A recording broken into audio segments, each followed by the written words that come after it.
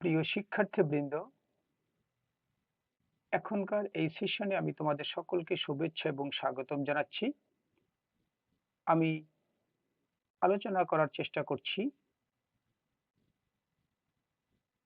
Manufacturing process, যার বিষয় code 27055। এই বিষয়ের ইউনিট 2 অর্থাৎ অধ্যায় 2 এর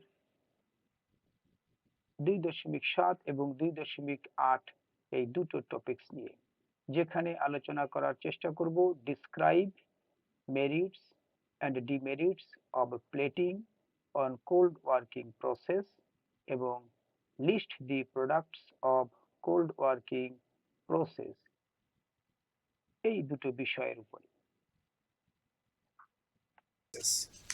প্রিয় শিক্ষার্থীবৃন্দ, আমরা যদি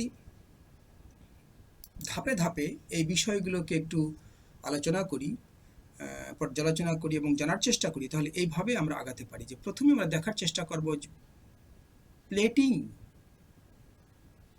এই বিষয়টি কি, তারপরে তার মেরিটস এবং demerits. Plating is nothing but a process. By applying that process, we can deploy a thin layer of metal or alloy on another metal surface by means of using electroplating process or electroless plating process.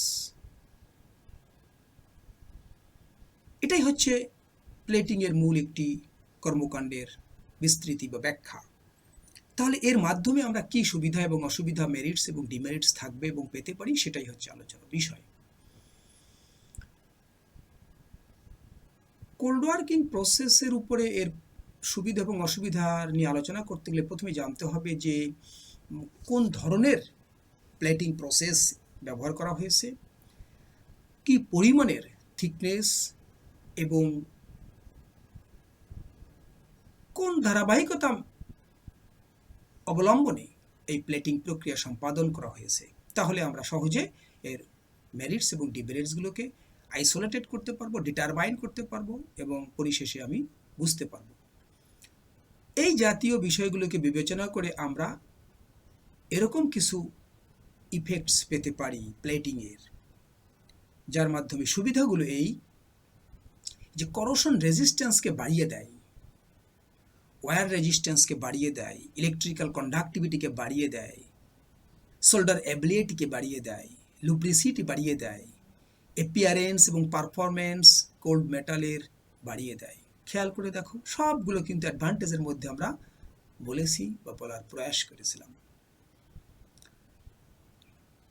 একই সাথে যে প্রক্রিয়াগুলো পূর্বে বলো তার নিরিখে আরও কিছু সুবিধা পাই, যেমন যেহেতু সে ফ্রিকশন এবং ওয়্যারকে কমিয়ে দেয় in the between of metal and tool or die which will be used in the processes, so তাদের টুলের এবং ডাইয়ের কি হতে পারে,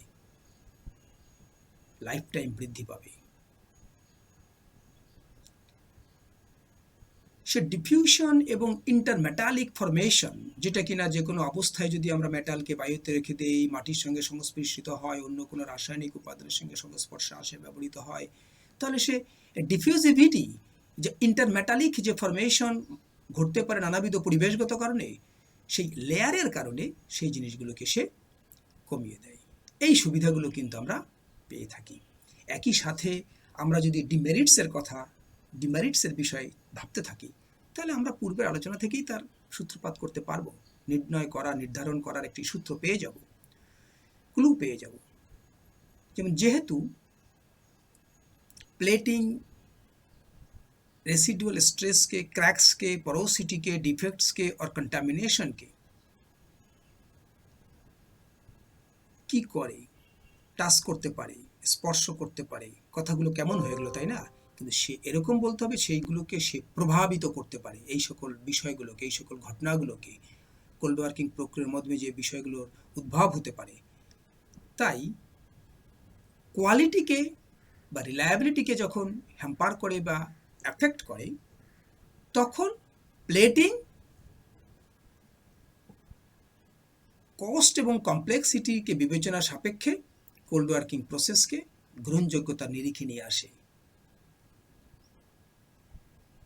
additional equipment, materials and procedures ইত্যাদি প্রয়োগ করে আমরা কোল্ড ওয়ার্কিং প্রসেস যখন সম্পন্ন করি, অন্যান্য অনেক বিষয় সুবিধাগুলো যখন পাই, তখন এই যে রেসিডুয়াল স্ট্রেস বৃদ্ধি পাবে, ক্র্যাকিং সৃষ্টি হতে পারে, পোরোসিটির সৃষ্টি হতে পারে। এই সকল বিষয়গুলোকে আমরা প্লেটিংয়ের মাধ্যমে আমরা কি করতে পারি, আরও বিশেষভাবে সে ওইটাকে প্রভাবিত করে।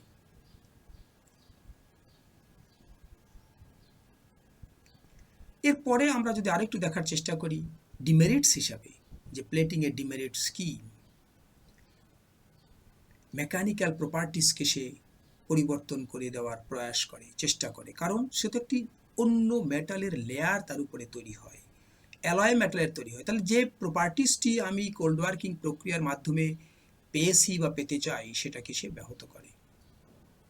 সারফেস স্ট্রেংথ, হার্ডনেস, ডাক্টিলিটি ইত্যাদি হ্যাম্পার হয়, ব্যাহত হয়, পরিবর্তন হয় প্লেটিংয়ের থিকনেসের কারণে। এই অসুবিধাগুলো আমরা ডিমেরিটস হিসাবে প্লেটিংয়ের নির্ধারণ করতে পারি, নির্ণয় করতে পারি এবং বলতে পারি। আমরা এখন দেখার চেষ্টা করব কোল্ড ওয়ার্কিং প্রসেসের প্রোডাক্টগুলো কী কী। যেমন করে কোল্ড ওয়ার্কিং প্রসেসের সংজ্ঞা বলা হয়েছিল, প্রক্রিয়ার মধ্যে সুবিধা অসুবিধা বলা হয়েছিল, লিমিটেশনস বলা হয়েছিল, এই সকল বিবেচনায় আমরা প্রোডাক্টকে এইভাবে নামকরণ করতে পারি।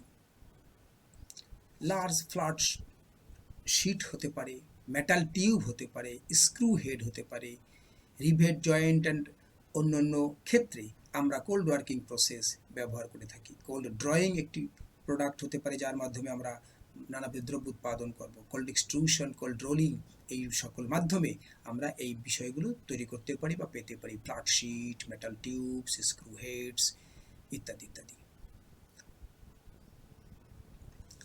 কোল্ড ওয়ার্কিং প্রসেসের মাধ্যমে আমরা ফায়ার এক্সটিংগুইশার কেস, যেগুলো মেটালিক কেস, সেটা পেতে পারি। শক অ্যাবজর্বার সিলিন্ডার তৈরি করতে পারি। অ্যারোসল ক্যান, আমাদের ড্রিঙ্কিং ক্যান, নানাবিধ সফট ড্রিঙ্কসের, এগুলো তৈরি হয়ে থাকে কোল্ড এক্সট্রুশন পদ্ধতির মাধ্যমে। ড্রয়িং প্রক্রিয়ার মাধ্যমে আমরা ওয়্যার বা তার, রড, বার, পাইপ নানাবিধ আকারের বা ধরনের আমরা তৈরি করতে পারি বা পেয়ে থাকি। These are the products of cold working processes, these are the output of cold working processes. তারপরে হতে পারে স্পিনিং প্রসেসের মাধ্যমে আমরা মেটাল কাপ পেতে পারি, বল পেতে পারি, পট পেতে পারি, আদার হলো সিমেট্রিক্যাল পার্টস তৈরি করা যেতে পারে। কয়েন, মেটাল, বাটন, আদার ডেকোরেটিভ যে সকল পার্টস আমরা ব্যবহার করি বা ব্যবহৃত হয় বিভিন্ন ক্ষেত্রে অর্নামেন্টাল অংশ হিসাবে, সেক্ষেত্রে কয়েনিং প্রসেস কোল্ড ওয়ার্কিংয়ের একটি প্রসেস যার মাধ্যমে আমরা পেতে পারি। ইত্যাদি ইত্যাদি বিষয়গুলোর বিবেচনায় আমরা বলতে পারি যে huge amount of, huge variety of product আমরা দেখতে পাই, ব্যবহার করতে পারি, ব্যবহৃত হয়, দেখতে পাওয়া যায় কোল্ড ওয়ার্কিং প্রসেসের মাধ্যমে যার সৃষ্টি বা রূপান্তর ঘটে। শিক্ষার্থীবৃন্দ, তাহলে আজকের সেশনের যে আলোচনা সেটা এখানে শেষ হলো। আগামী সেশনে আমি আবারও এর পরবর্তী যে লেসন সেগুলো আলোচনা করার চেষ্টা করব। তোমাদেরকে শোনার আমন্ত্রণ জানিয়ে এবং ধন্যবাদ দিয়ে আমার সেশন এখানে শেষ করছি।